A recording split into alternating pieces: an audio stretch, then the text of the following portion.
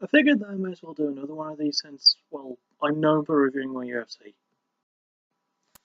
But yeah, this past year was still ever lucrative for the world's biggest MMA promotion, even though their top cash cow earned the most money by appearing in a boxing match and getting his ass kicked. Yeah, surprise, surprise, Mayweather vs. McGregor is not on this list because it wasn't a UFC fight, but it was a boxing match. Apparently it was a damn good one, but I just don't care enough about McGregor or boxing to look at it myself. But first, an honorable mention in Cyborg vs. Home from UFC 2019, it was just a really good way to cap off the year.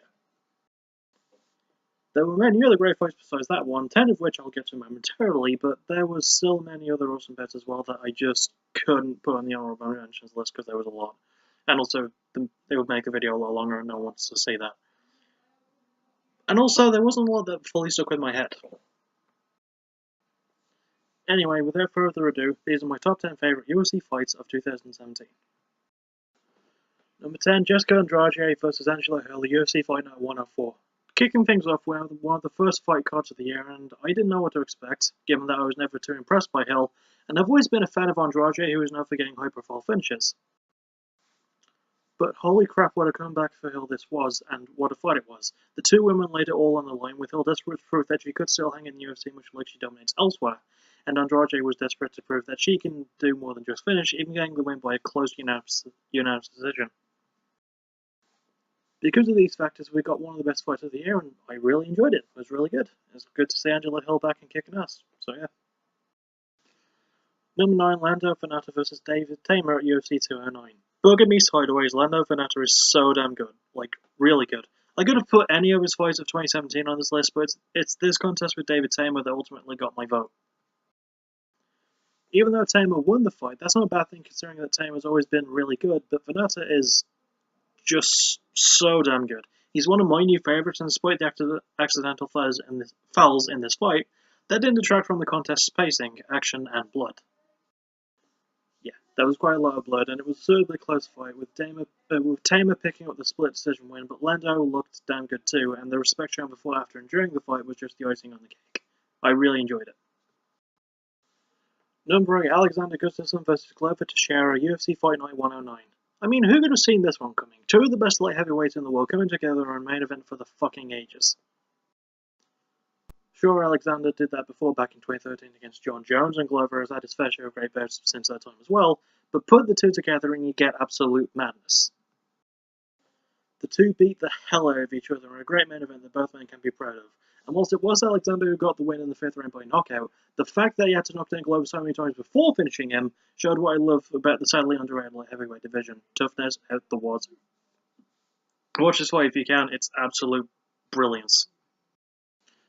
Number 7, Tim Elliott vs. Louis Smolka, UFC on Fox 24. Alright, show fans, who could have ever guessed that Tim Elliott's second UFC run would be awesome? No, just me. Oh, ye of little faith. Say, Louis Smolka is awesome and one of my favourite flyweights without question, and you put him in there with another great flyweight in Tim Elliott and you get magic. Tim's takedowns were good, but Smolka's reversing and ground and pound were better. Tim had better kicks, but Smolka had better punches. It was a true chess match style fight, and it entertained throughout its entire 15-minute run, with Tim Elliott getting the unanimous decision win, but it didn't come easy. Louis Smolka showed how good he is, and he had to be damn good against someone like Tim Elliott. Really good fight. Number 6, Roxanne Modafferi vs. Nico Montano, the Ultimate Fighter 26 finale.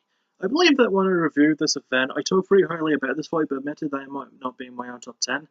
However, thinking back about it, I do realise that whilst it wasn't the best fight from a striking standpoint, even though there were plenty of good shots exchanged back and forth, I'll be damned if I don't think that this might be the best UFC women's grappling match that I've ever seen. The counters to takedowns and transitions were beautiful, the clinch work was fantastic with great strikes up close and really good knees, and it was much better than I initially gave it credit for. Add in the fact that a former UFC competitor in Modafferi who never got to shine in a last go-around in the Ultimate Fighter went against a newcomer in Montano who would win the eventual all by unanimous decision, and you have a nice little story here too. I heavily enjoyed this fight a lot more than I should have at first, so it's really, really good. Trust me. Number 5, Dustin Poirier vs. Jim Miller at UFC 208. Top 5 now, what better way to kick things off than with the best fight on UFC 208's card? I dare say that it was better than that card's main event, mostly because that card's main event was fucking horrible. But this fight was fucking brilliant, so let's fucking focus on this fucking fight. So yeah, this is more proof if proof be needed that if you put two of the best fighters in their division in a fight, you'll get proper good results. In one of the bloodier contests of the year so far, Miller and Poirier absolutely tore into each other, with this winning by majority decision. But don't like the fact that the fight getting a draw from one of the judges distracts you from just how fucking brilliant it was. Brutal, bloody, and chock full of false finishes, it's a great contest between two of the best lightweights ever. Really, really good. Number 4, Yoel Romero vs Robert Whittaker, UFC 213. You know, I used to hate Yoel Romero, I really did. It was this fight with Tim Kennedy where Romero got extra time between rounds to recover in a fight that, whilst amazing, he would have lost if he didn't spend extra time in the stall. Luckily, he's redeemed himself since then with his main event against Robert Whittaker, who is one of my favourite fighters at the moment, being an absolute barnstormer. Two great middleweights known for KO finishes, but with Romero's approach of one deadly fight-ending strike against Whittaker's more measured, technical and volume-based approach, it was a nice little narrative that was weaved in.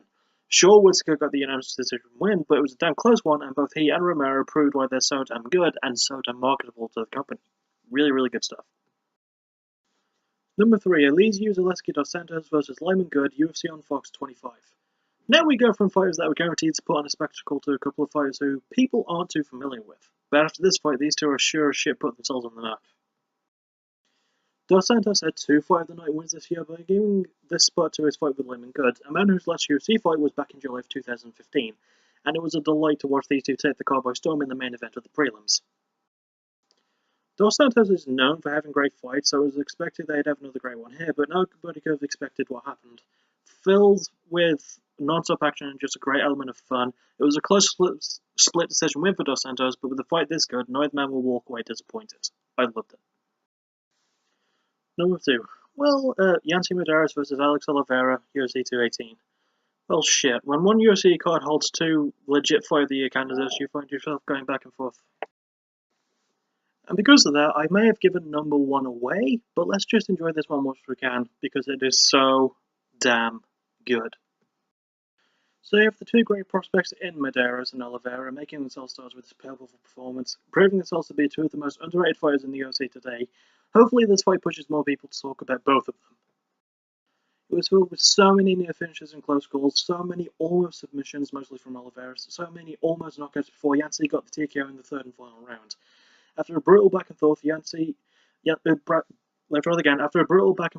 caught Oliveira with a vicious punch and got the finish, but no other man has a damn thing to be ashamed of for this one. Which leads us to number 1, Eddie Alvarez vs Justin Gaethje, UFC 218. And here we are, my fight of the year. Considering that these two bear no ill will towards each other whatsoever, which is impressive given that they were opposing coaches on a tough season, you wouldn't have expected this fight to be as good as it is. But it was just so damn good. Easily the most brutal fight of the year as well. There were so many knockdowns and so many close calls. Eddie got a nasty swelling on his cheek and Justin's face was bloody and beaten up. Hell, both fighters had really fucked up faces by the end of it. But neither man quit at all, brawling until the finish in round 3 when Eddie caught Justin with a beautiful knee, ending his unbeaten streak and getting a TKO win. But the respect and camaraderie shown between both was as amazing as the fight itself. This is something I always said, it's easy to get invested in a fight where 2 fighters hate each other, but for the 2 fighters to show respect and be humble and just, be friendly towards each other and still have an amazing match, that's even better in my opinion. And for many of those reasons, and for the fact that the fight was just brilliant, it's my favourite UFC fight of 2017. And that's it for this list. Man, I really enjoy doing these. Granted, they're kind of the only top 10 lists I bothered doing, along with the albums ones, but who cares? Pardon me. Anyway, I'll see you all next time for whatever my next video is.